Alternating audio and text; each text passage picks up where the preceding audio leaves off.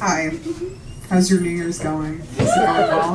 I have a resolution, guys. Here's my only New Year's resolution. It's to stop calling guys daddy in bed if they make less money than me. It honestly should be easy because I've never dated a guy who makes more money than me. Pretty pathetic, guys! Gotta say that. Pretty crazy, too, because I am Latina. And I've only dated white guys, so something is messed up right now. It's true, I have a 401k and benefits, so I am in fact their daddy. It's true. My grandfather, he fled the revolution in Cuba, so I could come here and buy crystals and dominate white dick. You know? That's what I'm doing with pride. I actually had one boyfriend borrow $1,500 from me to pay his property taxes. Yeah, and then 2 weeks later, he died. How convenient! What a nice time to pass away in your sleep and forget that you owed your girlfriend money. We had a written agreement, but I never sued his estate because I'm very spiritual, okay? I just want to let you guys know that. I'm doing very well. I just want to give a quick shout out to my haters. My original haters, though, my parents. They're not here tonight. They don't support this, but they created this. That's why I'm up here begging for your attention. Yeah, my parents were super critical of me when I was growing up. My dad especially, he was critical of my laugh. I used to have like a nervous tick laugh. I did grow up in a traumatic household, so I had a little nervous tick laugh. This is what I sounded like when I was a kid. Hey guys, want to be friends? Nobody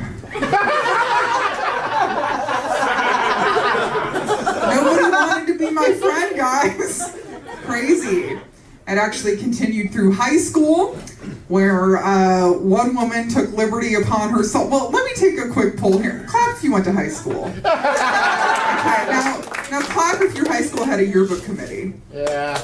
Okay, now clap if everybody on yearbook committee was a cunt. Yeah, you know what I'm talking about. So some cunt, Jessica Clayton, she decided to put me in the superlative section of yearbook, and that's where they put most likely to succeed, most likely to be famous. I mean, that's what they should have voted me, come on.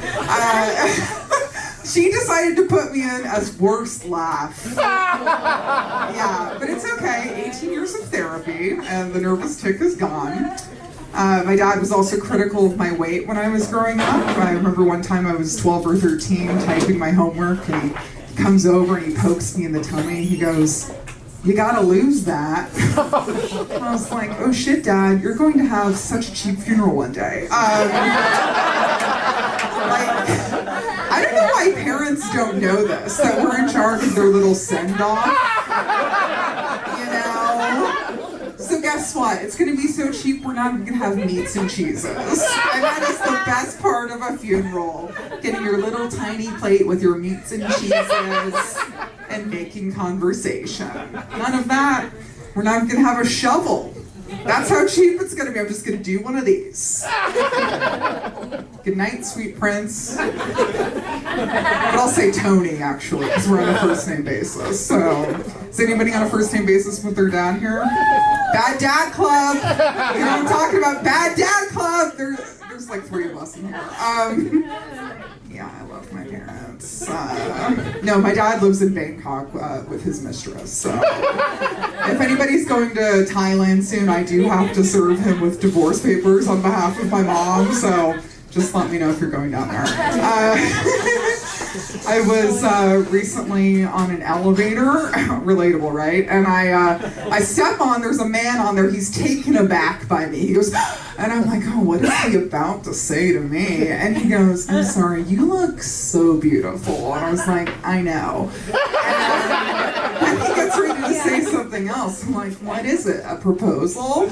And he goes, I love big women. And I was like, sir? Did you have to use that word? Big is a such a boring word. I mean, I don't think we should use it to describe our women. I feel like we could use it to describe things like rock formations or dinosaurs or ships, you know, like things that are actually big. Like Titanic was called Titanic because it was a big fucking ship, you know. I'm a woman, okay, so I prefer a word more like sturdy. Like I've never been torn in half during the act, you know, I'm still here, you know. Like a mahogany desk, you know. That's the type of sturdy I am. Like a single piece of mahogany carved into a desk, you know? Like a resolute fucking desk, you know? I'm not an IKEA type woman, you know, I'm not flimsy, you know, I'm not made of sawdust over here. I'm doing fine. Speaking of sex, I've been retired from anal since 2015. Thank you so much. I served my country. I'm done. They threw me a parade. Were any of you there? There was a parade. I have the key to the city. Not just Los Angeles, every city in America. Yeah, it's true. I used to do a lot of anal, folks. Okay?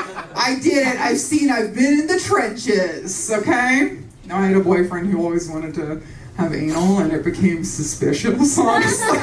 I was like, what is going on? So I decided to look through his phone, because that's what you do when things are going well. And I opened up his phone. The first thing open is Tinder, and he's messaging back and forth with a young man named Roberto. Okay?